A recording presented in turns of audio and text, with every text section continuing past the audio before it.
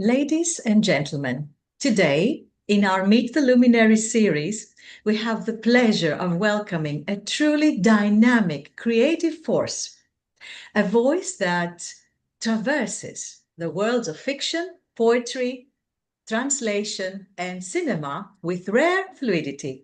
Rochelle Potkar. Hi, Rochelle. Rochelle is a fictionist, poet, critic, curator, editor, translator, and screenwriter, and one of the most distinctive contemporary voices in Indian English literature. An alumna of the Iowa International Writing Program 2015 and a Charles Wallace Writers Fellow at the University of Stirling 2017, she brings to her art a cosmopolitan vision anchored in deep emotional and cultural roots. She's the author of several acclaimed books, including the poetry collections 4 Degrees of Separation and Paper Asylum, shortlisted for the Rabindranath Tagore Literary Prize 2020.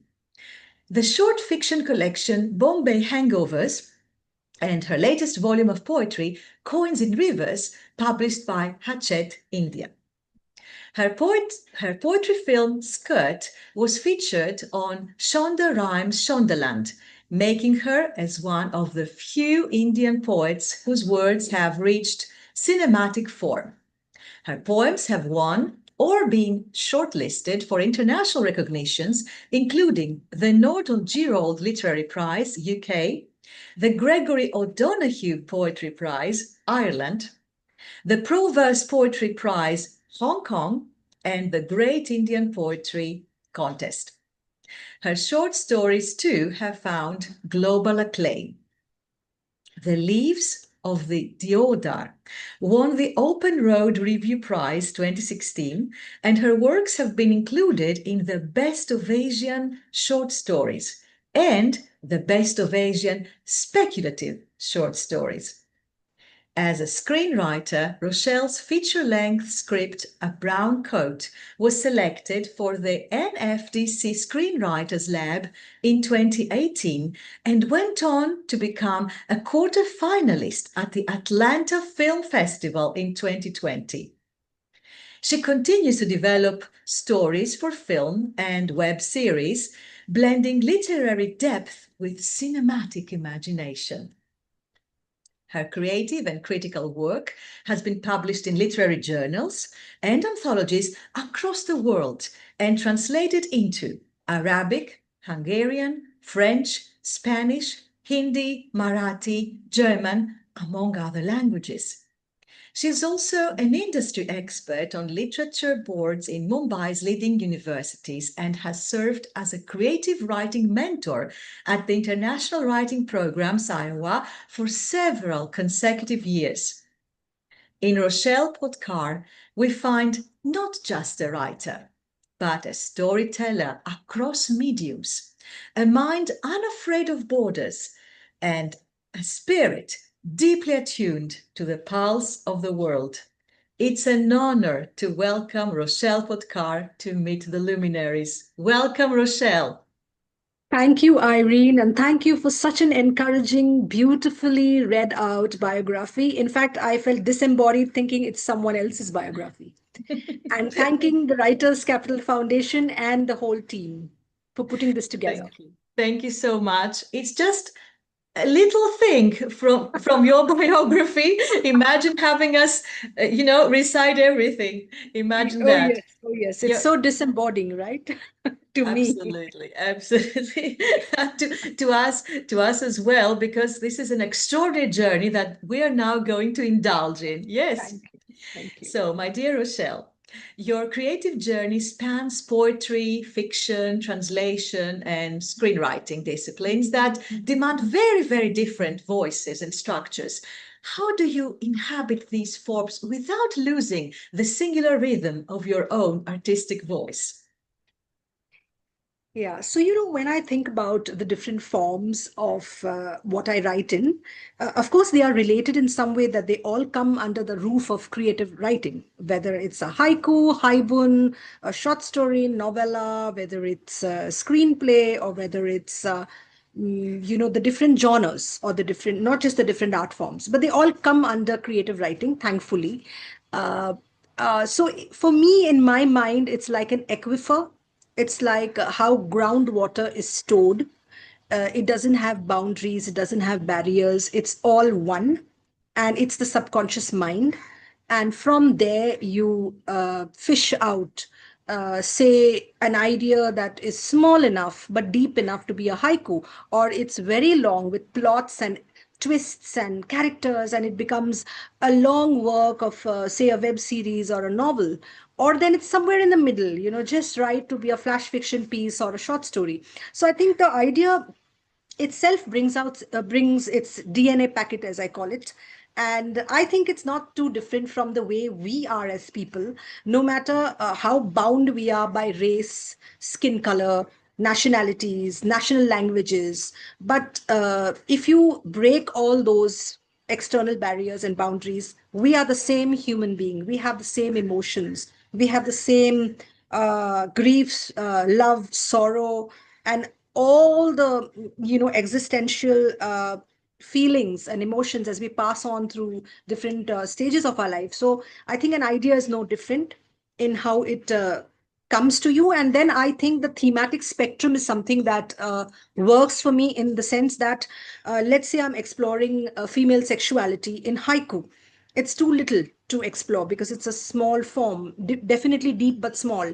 So you take a short story to explore it, and then you realize it's still going on and on, and then you explore it through a novel maybe, and then also it doesn't end, because there are some themes that just don't end, they're never ending. And then you explore it through web series or through longer works. So I think the thematic spectrum, or the thesis, is what I look at, is what is underlying all these forms, and that probably unifies everything for me. Absolutely true. So, stories across genres. How beautiful that is. Yes, so wonderful. And you are an expert in all these. So, well done, dear. I would hope to believe so. I don't know. I'm still learning a lot, a lot. Yes. Of course, we're always learning. This never stops. It's in our Yeah. nature too. You're an alumna of the Iowa International Writing Program and the Charles Wallace Fellowship in the UK. Both remarkable achievements. How did these experiences shape your worldview as a writer who bridges Indian and international sensibilities? Uh, so when I was writing fellow at Iowa's International Writing Program, we were one of the 35 writers and poets and filmmakers from across the world. And you would confluence in the common room of Iowa's House Hotel, which still exists. I think Iowa, or the IWP, is such a relic. It's an antique planet. So the same things, the Iowa House Hotel, that little cafe by the turn of the road, it exists for an eternal time. So 25 years, 30 years, I think 100 years, you go back and you'll find the same cafe by the end of the road. And it's a UNESCO City of World Literature, but I think what Iowa has done is to nurture writers. Like, we love places, retreats, residencies, even the Writers Capital Foundation, any place that encourages writers to come together. So Iowa was that place wherein I met with so many other writers and poets, talking about their land, their culture, and in languages that were not always English, they were translated. And it felt like the whole world was in one common room. And it was a very unique experience, because to feel like a world citizen, there are two ways you can feel. Maybe when you travel, you feel like a world citizen, or when the whole world comes to you in one room, you feel like a world citizen.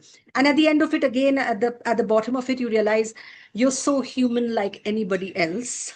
The humanity being the universality and the similarity. But yes, so Iowa was definitely an experience from this corner of India, a beautiful experience. Of course, I'm not going to mention how far it took to reach Iowa, because you need to cross two terminals, airport terminals, and then go into a very little plane that looks like a balloon, and you think, is it really going to reach? And you're tired by then. You are sleepy because it's 24 hours of travel, and like you hope you will reopen your eyes and reach the dream world of literature, which you do. I think there are also potholes that are inscribed with proverbs on in Iowa, and you also have benches with proverbs and sayings. So you feel very. Everyone is doing working on a literature thesis or working on a book. There's nobody who's not working on a book in Iowa. Okay, so you feel this is the planet you want to be on, you know. And Charles Wallace was a very different experience of me being a solo fellow. There was no one else there, and when there's nobody else there, you only can go deep within your own self, and you probably meet your angels and demons because you are living with yourself. And it's very easy and very difficult to live with yourself 24 hours when you don't have to talk, because you can't talk to yourself. You already know what you're going to do, so there is no speech. And to live in that very physical quiet and work, I think you go to the depths of yourself. What really troubles you in society as a person, as a woman, as a human? And how do you find recourse and sense and solace? Is it through writing? Is it through thinking? Is it through action? So I think I went through very deep soul searching in Charles Wallace, and they were very different. A solo residency vis-a-vis, a writing residency, which was very populated. And I think there are different kinds of residencies in the world, which are a mix of them. But these two together kind of juxtaposed and brought out the best in me, I think.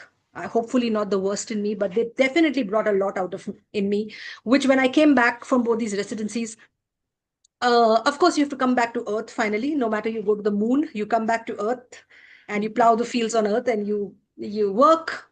But you are more aware of your discoveries of what you could do better, what you could write better, what you need to learn more, what you need to research on. So I think it was very soul searching.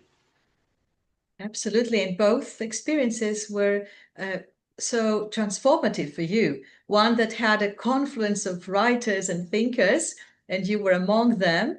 Uh, exactly. This is where borders collapse, and you see that you are among fellows, among friends, among other people that have the same ideas or different ideas. It doesn't matter, but we are just people in humanity. And in this case, it was just a wonderful experience for you. But the other one was also unique, like you said, that it made you plow within your soul and find what was the gem, perhaps, that had been hidden.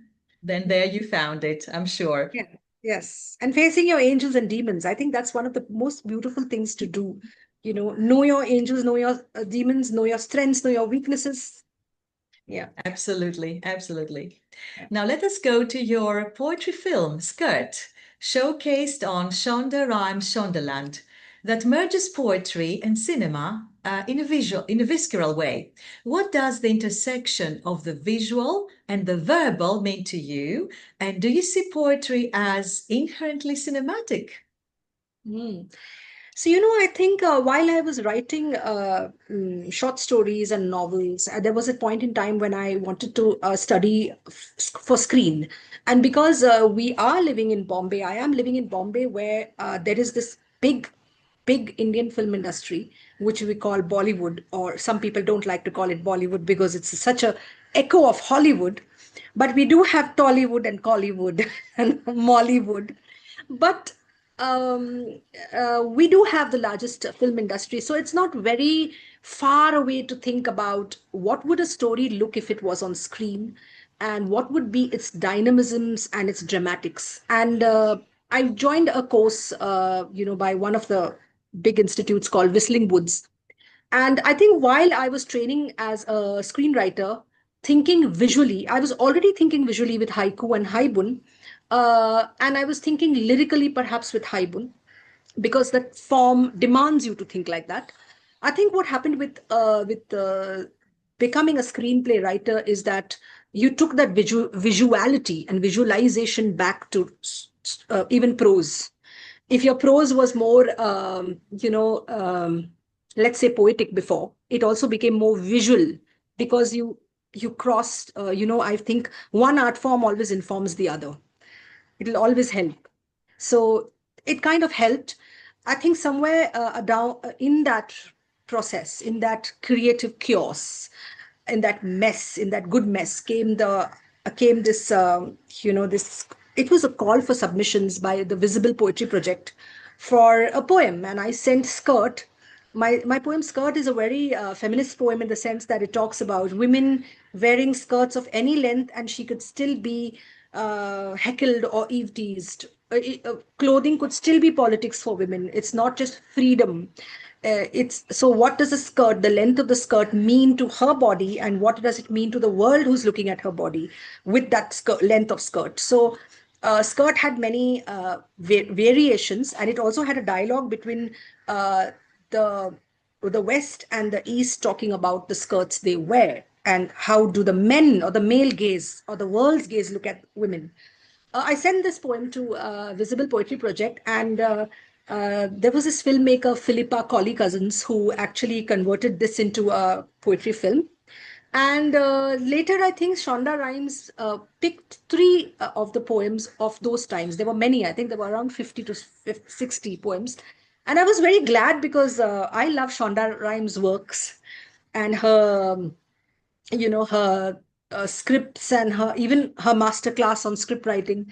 And so it was an honor to actually feature on Shonda Rhimes with Skirt. And I thought, okay, sometimes you feel that a story or a poem, it gets published, sometimes it wins an award, and sometimes it gets repurposed. It has another avatar, and then you think maybe now it has reached a different life, a lease of life. So sometimes that's what's happened between the forms, that it's a poem and then it's a poetry film, so you have another extension of looking at it from a different lens. Absolutely. And this has been also something that has marked your journey so far, I think, a lot. And what I have seen also from your website is that you are also a kind of activist and trying to empower women and tell them how they could reach their true essence and be themselves, right? This is the best thing that everybody should do, but especially a woman. And thank you for doing that for all the women across the world. Thank you. I think more than I'm yet to blossom into an activist. I think my next decade would be that. But I think right now it has started in the art itself, like my short stories or the characters I develop on women. So I develop women of all characters, all hues. They would be from good to bad. They would be mostly gray because I feel everyone is gray, and we don't yet approve or curate women in their grayness. We either want them to be angels or whores. We don't know that there is this large grayness of women, which includes everything, the good to the bad, and it is perfectly normal. So I like to look at my own kind when I characterize them through that lens. And of course, the male is also never put in black and white, because I feel the counterpart, the man who's the counterpart to the woman, should also be studied in his grayness and never black and white. Because even though there's so much of misogyny and patriarchy in the world, I still feel look at it case to case, look at it character to character, and curate it for what it is, because you will find a lot of good men also in the world with good women in the world. So with good children and good animals in the world and good plants in the world. So you will always find that. So in fact, one of the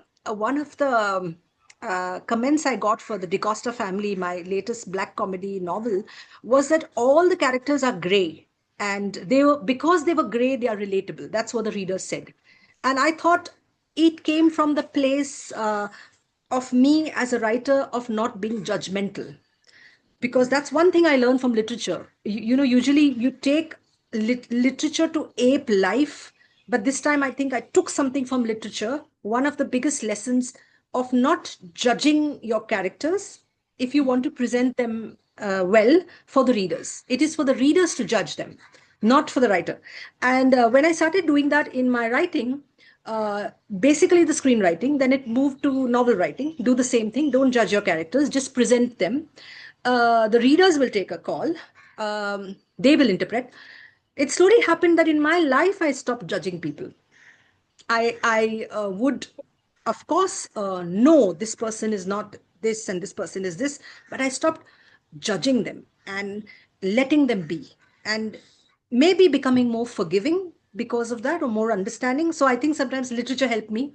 But coming back to it, my activism, I hope it's right now more activism, but I hope in the next decade I can do more for society. I want to do a lot more for children, actually. If I could create a dream fund where they could achieve their dreams, even 10 children for that matter, then it would be a huge dream for me. Yeah. Absolutely, absolutely. This is true. Very profound. Uh, what you really mentioned now, that the writer should not judge, but the reader should take the call.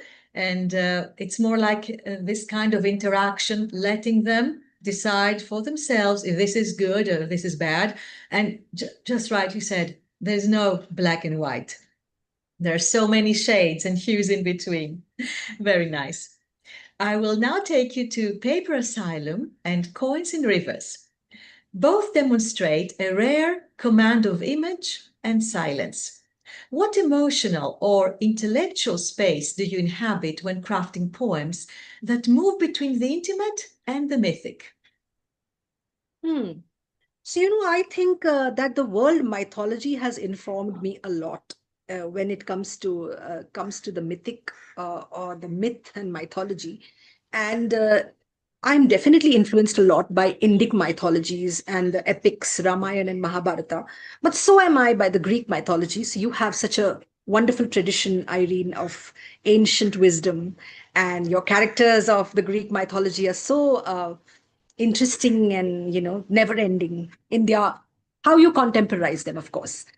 So I think world mythology definitely affected me, and image, as I already mentioned, the visuality of it comes from the haiku, haibun, and the screenwriting that I wrote. So we live in a very imagistic world. Even our AV, the way we are habituated to AV or Instagram, we think visually. We remember perhaps more visually when you read something. If it has imagery, you remember it more. And Haibun has a tenet that you are imagistic. It wants you to be imagistic. In fact, that's one of its rules, so to speak, unlike free verse poetry. So, where you can be conceptual as well, here you can't. So, I think once you start becoming habituated to visual and imagery, I think it just becomes this very intoxicating concoction. You cannot get rid of it then, even if you want to. And you just do that. Of course, even in any poem, you always try to find the image behind it. Yes, and Yes. if it is well crafted, the image comes right in front of you. It's there. Yeah. Absolutely In fact, wonderful. I do have a, one haibun I could read from Paper Asylum for you. Yes. And I must just say that haibun, in case anyone doesn't know, I think everybody knows what a haibun is, but it's a prose poetry form, and it's come from the Japanese writing, short prose writings, and we've kind of, had fun with it in the English world, and written in lyrical prose and interspersed it with haiku. But I think what it really does is it allows you to be a storyteller and a poet. And I think any form that is all embracing is what we like, right? We don't want to be straitjacketed as only poetry or only stories. So somewhere it's in the middle. So I think I find this form very expansive and embracing. I'll read one very how do I say, maybe it's a gossipy haibun, I don't know. But this is called X Space. Every morning in my first job from the noisy roads of Worli, I would enter a workspace so tiny that the steps between the scented toilets and the receptionist's desk were just three: cleavages, chest hair sprouting from ears, uvulas when someone laughed, the Spanish ribboning in between teeth. Everything was visible, rather closely. Everyone could hear each other's whisperings. On a tiny desk sat Debbie, a robust woman, greeting all and sundry. She managed the board lines. She knew which boss got a call from which woman on which days, whose child was sick, whose sister ran off with whose neighbor, who was to be promoted, who would quit next, who had the most number of boyfriends or girlfriends, and at which point a person's relationship or bank balance was. Her body would bloat by evening as if with information, her face turning fluffier, eyes puffier, voice shrill. She would look us up and down, and we had to stop by and cross our hearts out to her. Every day, a pair of gossipers changed sides at Debbie's behest or mood swings. I would play deaf in the pantry, near the Xerox machine, and in the restroom to keep my sanity. I soon learned to work and leave and stay as mute and invisible. Then I got a job at a multinational. It had never ending rows of laptops, spaces in lavender smelling restrooms, plane tickets to exotic meeting destinations, and sole keys to plush hotel rooms. Even the whisperings there were thin, spreading like light in a large aquarium. Dim sum basket, missing the rattle of crab limbs. Dim sum basket, missing the rattle of crab limbs. Oh, absolutely enchanting. Congratulations. So beautiful. I think everybody, me and the Yeah, viewers, have yeah. already pictured the whole thing. Yes. See, because that's what Haibun wants you to do. It says, give me the Yes, imagery and give absolutely. it to me in the present tense. And then the epiphany probably for me, because Haibun is a narrative of an epiphany. The epiphany probably is what happens in small places, maybe smaller things, like crab basket politics, and what happens in wider things, larger things, probably neglect. So both things may not be good for human beings. Working in large corporations where you are just, cogs in the wheels, and neither very tiny organizations where everything is everyone's business. So where is that non-toxic workspace that is just good enough? So I think probably I was exploring two spaces. Absolutely wonderful. And now we go, my dear, to Bombay Hangovers. And from Bombay Hangovers to 4 Degrees of Separation, your fiction and poetry explore urban life with empathy and grit. What does the city, and specifically Mumbai, mean to your creative consciousness? Oh, that's one of my favorite questions, Irene. I must just show the cover of Bombay Hangovers because it has got these rickshaws or tuk-tuks, as we call them. And the reason I chose this cover on for the book is because most of my characters are middle class characters in the book, and the tuk-tuk or the rickshaw is actually the exit and entry. The most common man and woman can use the rickshaw because you could even share a rickshaw or share a ride, and you could get a more economical pricing. So I wanted the rickshaw to be there rather than Bombay to be represented by the Taj Mahal Hotel or some big Asiatic library, or the more bigger monuments of the city, so to speak. The humble rickshaw. But I think I believe that like we reside in places, places reside in us. And I'm sure if I ask you, Irene, how many places are there inside you? You would have so many, right?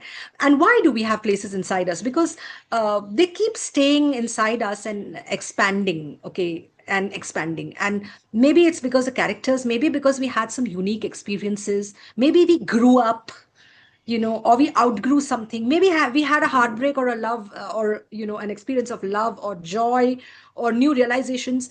But the cities do a lot to me, just like they probably do to so many of us. And I always have a hangover of villages and towns and cities that I've been in, especially if I've lived long enough. I think it's a matter of deep interaction you have with it. Whether you're a native or a tourist doesn't matter. If you're a native, you have many more gossipy stories and novels.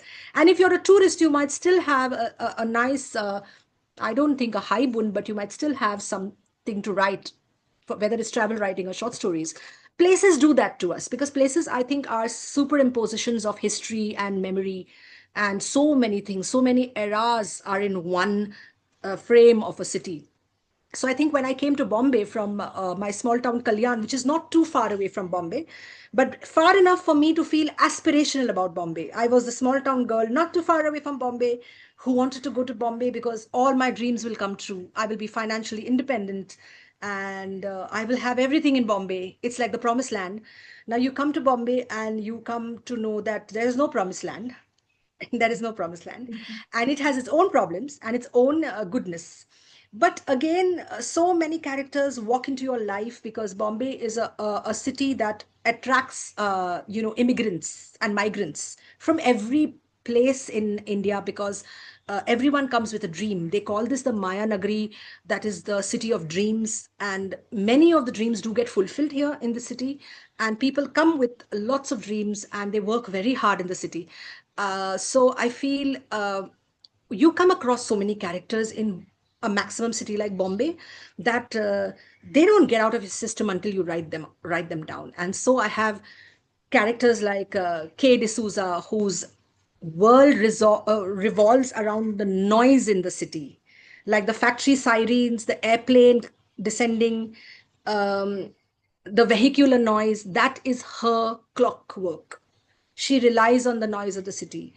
Or then you have Kailas Ranade, who's another character who laments the closing down of textile mills in Bombay, and how he's become, instead of a textile mill worker, which his father was, and he hoped to rise in a textile mill, he is just a mere security guard at a mall, and stripped of every kind of dream. He's just another security guard, and he had so many dreams that didn't get fulfilled. But it's also sketching the history of textile mills, and they're closing down in Bombay. So it's also a history.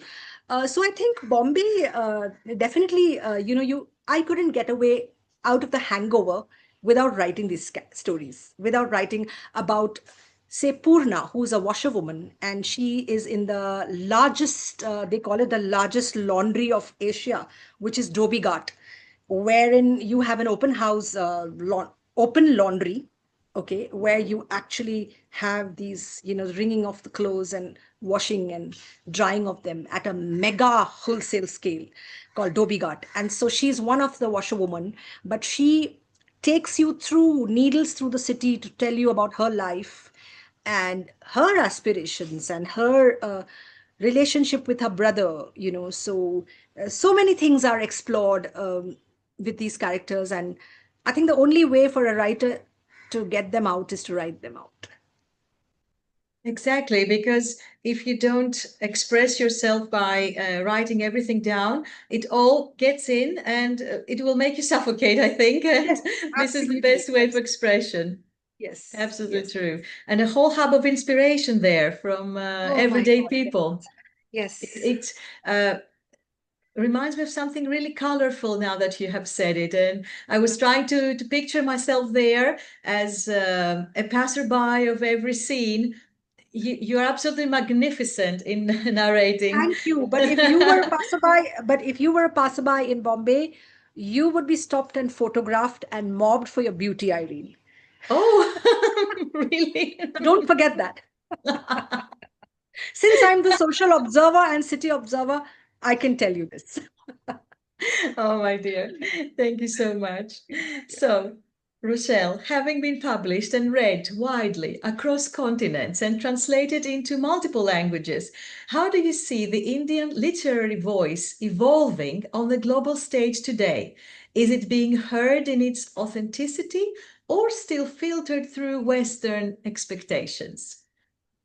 Wow, now this is a real, is a very vast question, and it's very complex, because it's two-edged, in the sense the answers I could find. One is that the person writing in English, or the writer writing in English, is not writing in their mother tongues. So we are already writing in a colonial, post-colonial language that we've inherited, English. So are we the truest in English, or are we the truest in our mother tongues? Because we are so multilingual in India. So I think it's not that Indian writers are not aware of the Western or the English reading audience. And does that awareness do something to you? Do you get self-conscious when you write? I can't say that for others, but sometimes I do feel that there is a little pandering going on to the West of presenting India in a certain way. But I also feel that it's sometimes communicating to the West what you would not know about the richness of India. So it's very difficult to say. But sometimes you do come across a book or or something, and you're like, okay, now why did you have to say this? Are you selling the country like in tourist, like a tourist brochure? Because this is so obvious. And sometimes you feel this is the beautiful thing which no one knows about the country, and especially the translation literature that's coming out. You don't know that. So when you know it, it's like a discovery. So you don't feel a tourist brochure. It's very, very, how do you say, very gray. But sometimes you do feel that this is the tourist brochure talking. This is not the authentic voice talking. But other than that, I feel that Indian writers and poets, they're so rich and they're so multifaceted in their explorations because they come from different places. And even though we all come from this country or from this city, we come from such diverse experiences and such diverse hunger and thirst for exploring themes, that it never ends up similar. I've not seen any poet who I could say is like the other poet, or any novelist who I can say is like there are no Me Too novelists or Me Too poets. They all write so differently. And I feel very nice because you're living in a time, in a country, and I'm sure the world as well, wherein you're living in a forest of bird song. You can never tire, you can never get bored. You can always come with some of the best literature that you can find.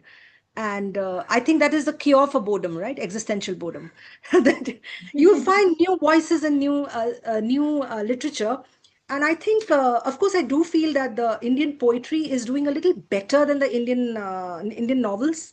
I find the Indian novels not as exciting as the poetry. The poetry is very vast and rich, and it has been explored to its corners and its nuances, and it's lethally explored. Whereas I feel the Indian novel is there's a lot more to happen to it. It's like still it doesn't satiate me as much.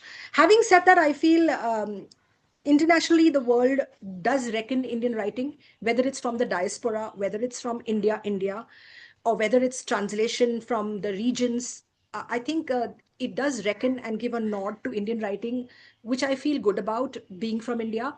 But I must say this, that I'm very greedy for world literature, so I wouldn't look from where a book is written. Or from where a film is made. It should only be a good film or a good book. That's all that matters to the selfish audience that is me. Absolutely right.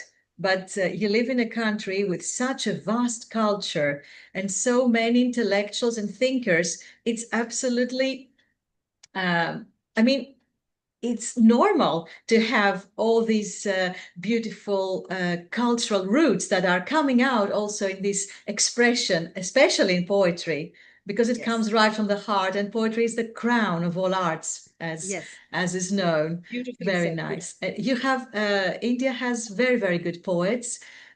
Has had and still has and will have, because of all this diversity that you have mentioned, and of course this huge heritage. Thank you. So, as a screenwriter, your work from A Brown Coat to Catharsis and Salad explores human complexity through dialogue and silence. What drew you towards cinema? And how has screenwriting influenced your approach to narrative and rhythm? Hmm.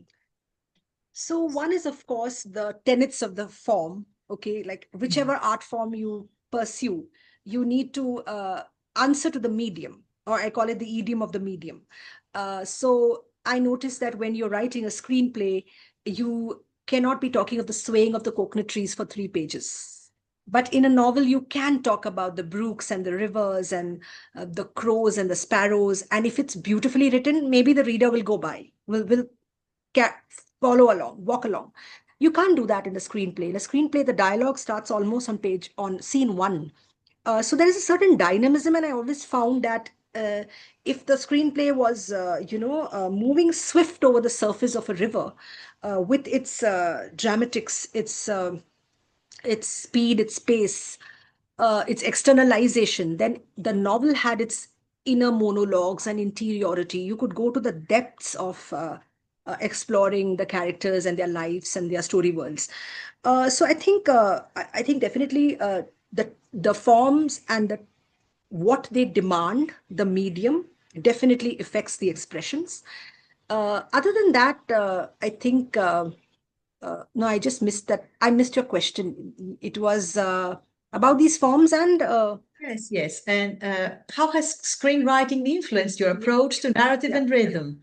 yes. So I think it definitely, my novel writing helped my screenplay um, texturize more layered characters, Mhm. because I think an author characterizes characters better than a screenwriter, because sometimes we do depend on actors doing the job for us, because we say, oh, this the actor will do, so we don't want to do it more than biographies or bio sketches. Whereas in a novel you have to do everything. There's no actor. You are the actor and the character is the actor, so you are on with yourself, so you have to figure this out.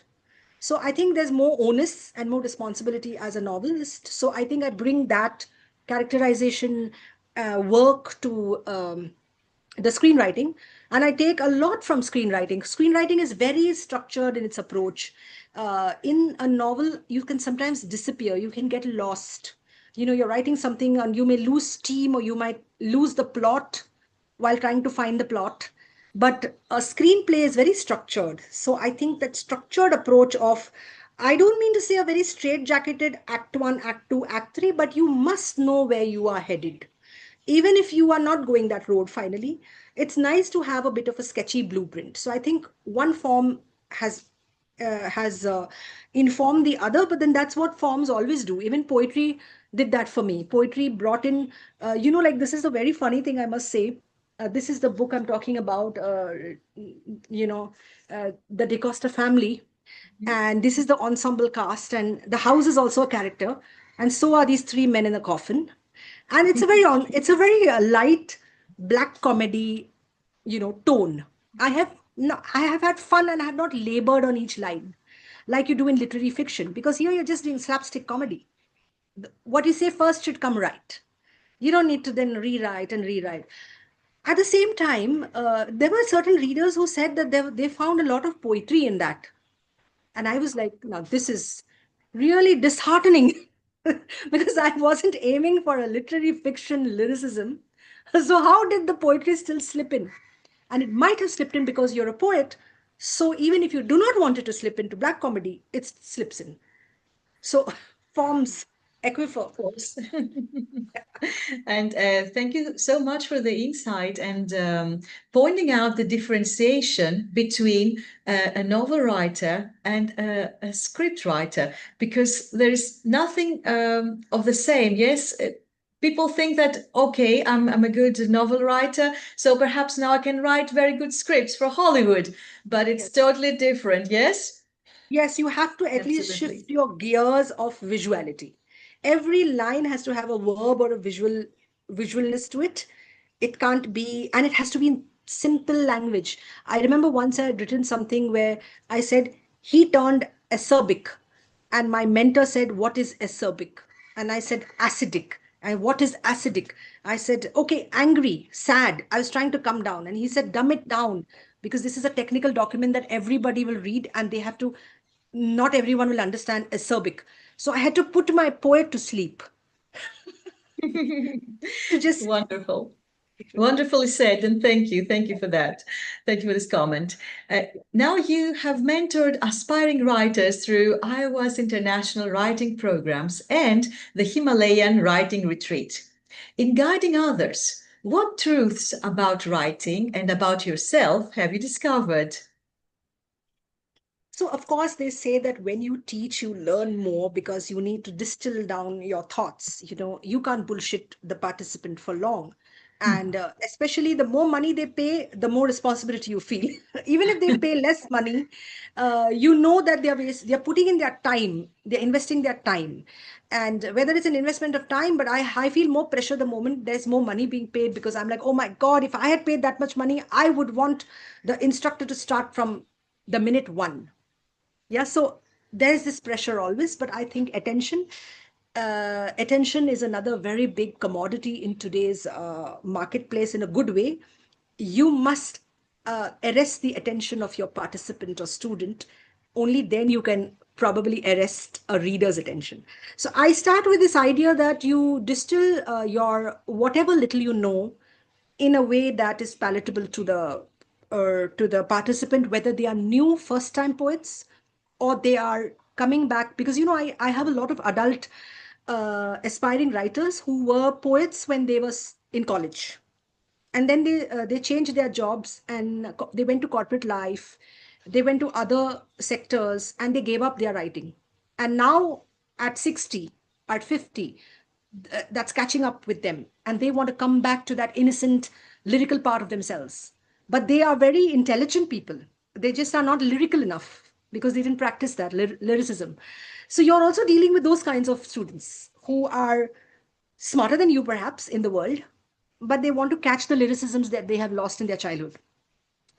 So I think distilling definitely makes me a better teacher.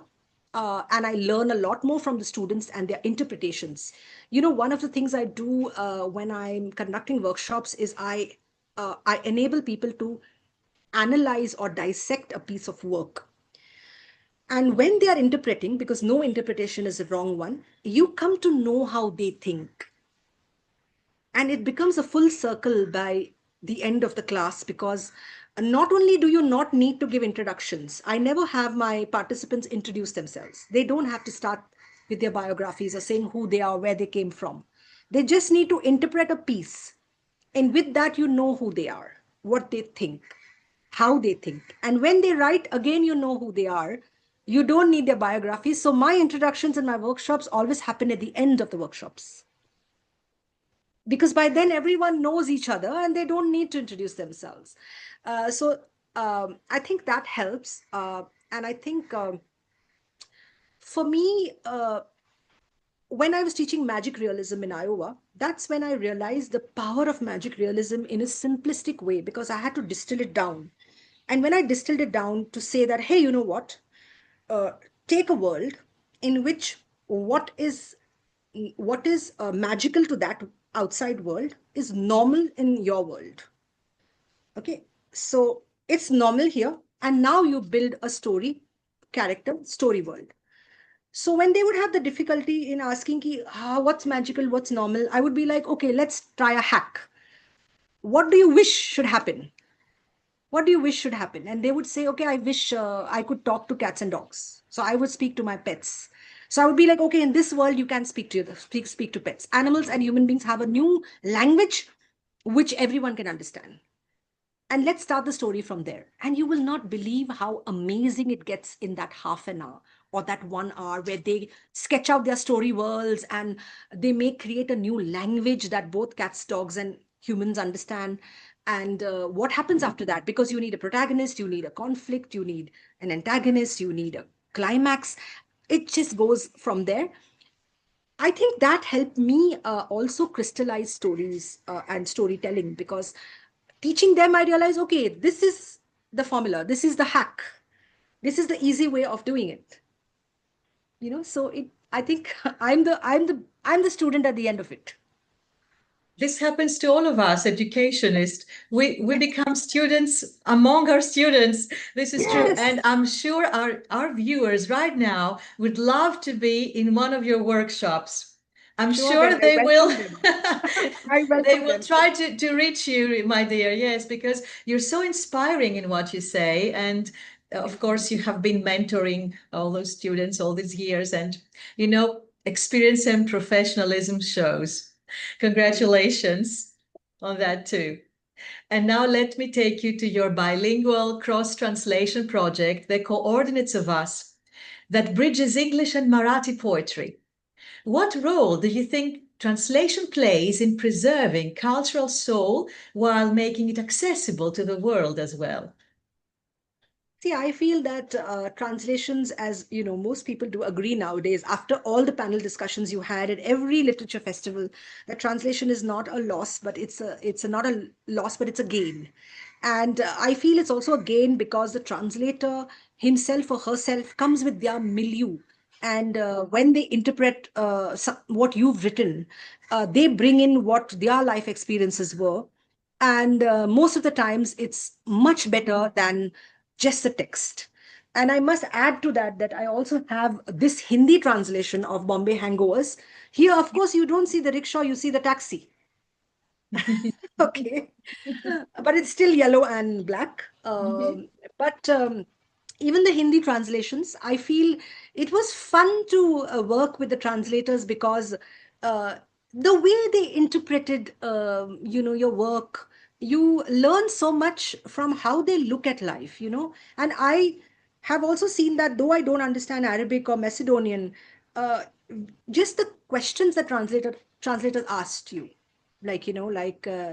Cecile Omani translated my short story and poem to French, and just by asking small things, I realized, okay, this is the way a new reader looks at it, or this is the way from a new country uh, this question could be there, So it, I think it informs you internationally. You're learning more about the world actually through your writings.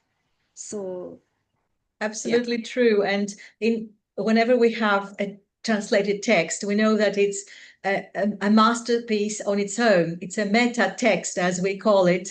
And Yes. in this way, yes, it is also a revelation for the author themselves. What has been translated, why, and in what form? It's a Yes. wonderful process And and a really eye-opening experience. yes, and it's a very immersive, obsessive experience by the translator. I have translated very few pieces of work, and I found it is a lot of work. It's not just you have a text and Absolutely. you just translate it. You need to really breathe in, inhale and exhale it. So, yeah. Exactly. I think we are going to have this interaction together while I will be translating some of your poems in Greek. I would love that, Irene. I would so Me love to too. see your point Me of view. too. Yes, it's going to happen. I'm sure of that. And now, my dear, finally, as a poet, fictionist, and screenwriter who lives at the intersection of many art forms, what does creation mean to you today? Is it discovery, rebellion, or a quiet act of survival? Hmm. So I think it's all of them. It's all of them. And it is, for me, it's also the seeker that is on an eternal quest to find new meanings of life and, some new wisdom. And why do I hunger for wisdom and for sense and meaning? Well, I don't know. Maybe that's what we all want. And we're always seeking, and I think that puts you on a road to all the other things, like protest poetry, resistance poetry, explorative, speculative, all kinds. So I think that seeking is at the bottom of it. And creators cannot stop doing that, I'm sure. Yeah. And now let us indulge in your poetry, dear Rochelle. Okay, Would okay. you So like to share a poem with us or a narrative? yeah, I was wondering if a narrative would be okay because I shared a Perfect. haibun. So I'm going to Of just course. The narrative now, definitely. Yes. So this is from my latest book, The DeCosta Family, and I've just taken one of the first pages of the 10th chapter called Orange Country Liquor, because we have country liquor called Desi Daru, which is mostly orange in color. It's a yucky color, but it's so different from the Scotch and the whiskies and the vodkas of the world. Okay. A day later, Andrew Rodericks rolled up the agreement papers and, placing them under his sweating arm, furiously reached Burgundy House, going straight into the library to meet Rita DaCosta. If there was one person who could declare this agreement null and void, it was her. There was one geometric shape that Andrew hated, and that was a triangle, because it also stood for pyramids, hierarchies on which the rich and poor settled and froze for good. new caste systems that kept on emerging. And those divisions bristled under his skin and in his blood like molten lava. But meeting and confronting Rita, Andy realized she was powerless.